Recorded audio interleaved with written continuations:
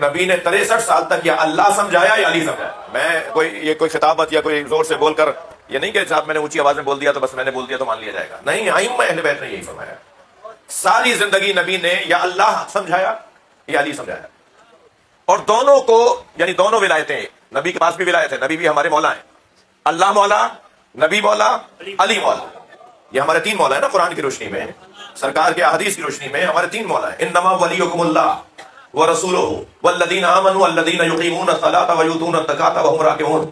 تمہارا مولا, تمہارا ولی اللہ ہے, اللہ کا رسول ہے, اور وہ جو صاحب ایمان ہے جس نے نماز قائم کی اور جس نے حالت رکوع میں زکات دی. حالت رکوع میں زکات سب کو پتا ہے. بالاتفاق اس آیت کی تفسیر کے اندر سنی نے, شیعہ نے, سب نے لکھا ہے کہ آیت اس وقت نازل ہوئی جب مولا علی نے رکوع کی حالت میں فقیر کو جو مسجد میں آ کے کہہ رہا تھا مجھے کوئی اللہ کے دروازے سے دینے والا ہے, اللہ کی اس بارگاہ میں, مثلا مسجد اللہ کی بارگاہ ہے, اللہ کی بارگاہ سے مجھے کوئی دینے والا ہے.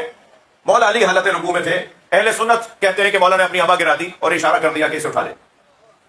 اور ہمارے علماء نے لکھا ہے کہ مولا نے اپنا ہاتھ رکوع کی حالت میں ایسے پھیلایا اور انگوٹھی کو ظاہر کیا کہ میری انگوٹھی اتار. وہ انگوٹھی اتار کے لے گیا.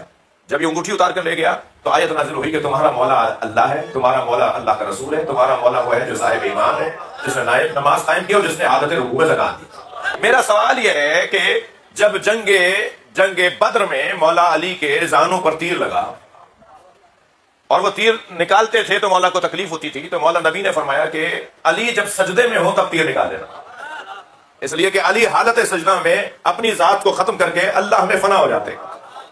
اور ایسا ہی ہوا جب مولا حالت سجدہ میں تھے تو صحابہ کرام میں سے جو معالج تھے, جو طبیب تھے, انہوں نے مولا کے زانوں پہ لگے ہوئے تیر کو نکال دیا اور علی کا احساس بھی نہیں ہوا. سوال یہ ہے کہ جو حالت رکوع میں تیر کا احساس نہ کرے, جو حالت سجدہ میں تیر کا احساس نہ کرے, وہ حالت رکوع میں فقیر کی آواز سن کے ذرا, ہاں یہ مسئلہ ہے نا, اس کو حل کرنا ہے. مولا سجدے میں ہو تو انہیں یہ پتہ نہ چلے کہ تیر نکل گیا, اور مولا رکوع میں ہو تو انہیں فقیر کی آواز آ جائے, اور فقیر کو وہ حالت رکوع میں انگوٹھی صدقے میں دے بھی دیں. نقن صاحب نے, علامہ علی نقی نقن صاحب نے اس مسئلے کو حل کیا ہے. انہوں نے فرمایا کہ علی حالت نماز میں اللہ کی بارگاہ میں ہوتے ہیں, اور جو اللہ کی بارگاہ میں ہوتا ہے اسی کو وہ آواز آئے گی کہ جو اللہ کی بارگاہ میں مانگ رہا. مانگنے والے نے اللہ کی بارگاہ میں مانگا تھا, دے گا وہی جو اللہ کی بارگاہ میں ہوگا. اس نے مولا علی سے تو نہیں مانگا تھا, اس نے تو مسجد میں آ کے کہا تھا کہ اس بارگاہ سے مجھے کوئی دے گا. بھائی میں کچھ اور کہنا چاہ رہا ہوں.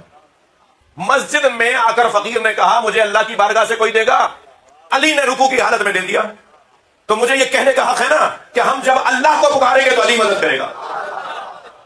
اچھا, جب اللہ کو پکارنے پہ علی مدد کرے گا تو پھر یہ کیوں نہیں سمجھ میں آتا کہ جب علی کو پکارا جاتا ہے تو اللہ کو مان کر پکارا جاتا ہے. خبردار, مولا علی سے مدد مانگنے والا اللہ کا منکر نہیں ہے. اللہ پہنچایا نبی نے یا علی مولا پہنچائے نبی نے؟ میرے مولا رضا فرماتے ہیں کلمۃ لا الہ الا اللہ حصنی. اللہ کی حدیث ہے, حدیث قدسی ہے کہ لا الہ الا اللہ مجھ اللہ کا قلعہ ہے. جی کوٹ ہے, کوٹ چاچا بندہ ہوں, کوٹ. لا الہ الا اللہ مجھ اللہ کا قلعہ ہے. فمن دخل حصنی امن من عذابی, اور جو میرے قلعے میں داخل ہو گیا وہ میرے عذاب سے بچے گا. آ جاؤ میرے قلعے میں, آ جاؤ, میں تمہیں عذاب نہیں دوں گا. یہ حدیث فرمانے کے بعد مولا رضا نے فرمایا کہ اللہ نے کچھ اور بھی فرمایا ہے, اور وہ یہ فرمایا ہے ولایت علی حصنی, علی کی ولایت مجھ اللہ کا قلعہ ہے. مولا علی کو ماننا گویا اللہ کی پناہ میں جانا ہے. سمجھو میرے بچوں, جتنا علی علی بولو گے اتنا اللہ سمجھ میں آئے گا. جتنا مولا علی سے وابستگی بڑھے گی اتنا اللہ سے وابستگی بڑھے گی. ولایت علی ابن ابی طالب حصنی, اللہ فرما رہا ہے علی کی ولایت مجھ اللہ کا قلعہ ہے.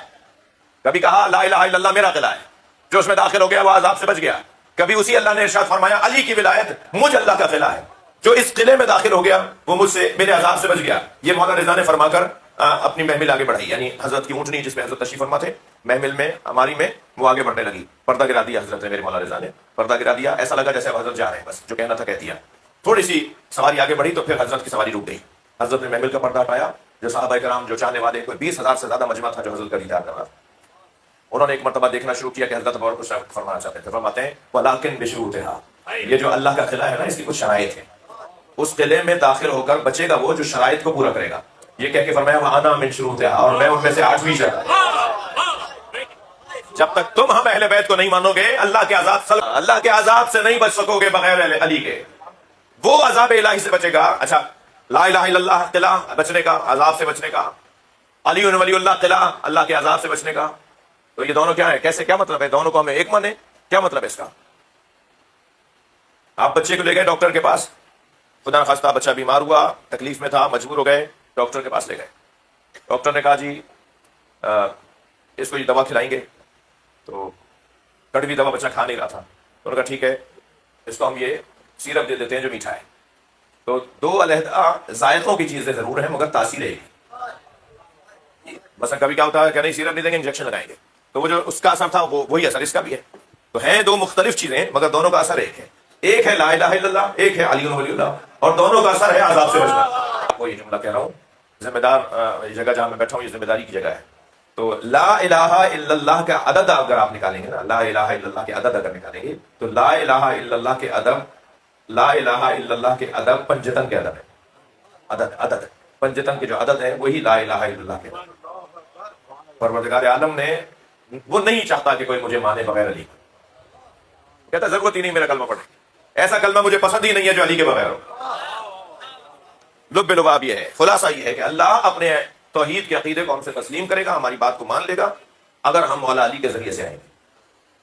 اور یہ میں نہیں، یہ اہتمام کیا ہے سرکار نے. فرمایا فضل علی، حدیث سنا رہا ہوں، فضل علی علی ہذہ الامہ، علی کی فضیلت پوری امت پر ایسی ہے کہ فضل شہر رمضان علی سائر الشہور، جیسے 12 مہینوں میں ماہ رمضان کو فضیلت آتا. پھر فرمایا فضل علی علی ہذہ الامہ کفضل لیلۃ القدر علی سائر اللیالی، علی کی فضیلت میری امت میں ایسی ہے جیسے شب قدر کو ساری راتوں پر فضیلت. پھر فرمایا فضل علی علی ہذہ الامہ کفضل الجمعہ علی سائر الایام، علی کو میری امت میں وہ مقام حاصل ہے جو ہفتے کے دنوں میں جمعے کو حاصل ہے. اچھا یہ کہہ کر رکے نہیں سرکار، فرمایا طوبیٰ لمن آمن بہ وصدق بولایتہ وویل لمن جحدہ. توجہ چاہوں گا، نبی مکرم فرما رہے ہیں مبارک ہو اسے جو علی کو مانتا ہے، وصدق بولایتہ، اور جو اس کی ولایت کو تسلیم کرتا ہے، گواہی دیتا ہے، تصدیق کرتا ہے، بولتا ہے علی کی ولایت، اسے مبارک ہو. لیکن آگے کیا فرماتے ہیں وویل لمن جحدہ، اور جو علی کا مخالف ہے وہ دوزخی ہے.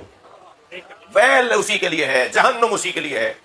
ایک اور جگہ فرماتے ہیں، بلکہ حدیث قدسی میں اللہ فرماتا ہے کہ لو اجتمع الناس علی حب علی بن ابی طالب، سن رہے ہیں نہیں؟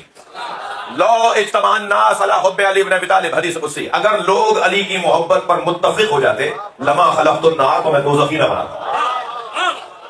صلوات پڑھ لیں نبی کی ذات پر.